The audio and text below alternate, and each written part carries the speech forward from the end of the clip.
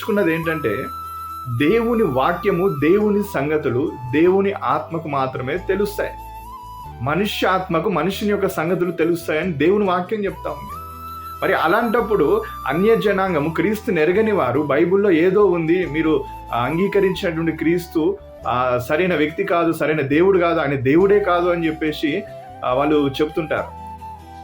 అయితే ఎవరైతే అన్య జనాంగము దేవుని వాక్యానికి విరోధంగా ప్రకటిస్తున్నారో ముందుగా వారిని గుర్తించండి. వారిలో దేవుని ఆత్మ లేదు, వారికి దేవుని మర్మములు తెలియదు. పరిశుద్ధాత్మ ఉంటేనే, దేవుని ఆత్మ ఉంటేనే ఆ దేవుని సంగతులు అనేది బయలుపడతాయి.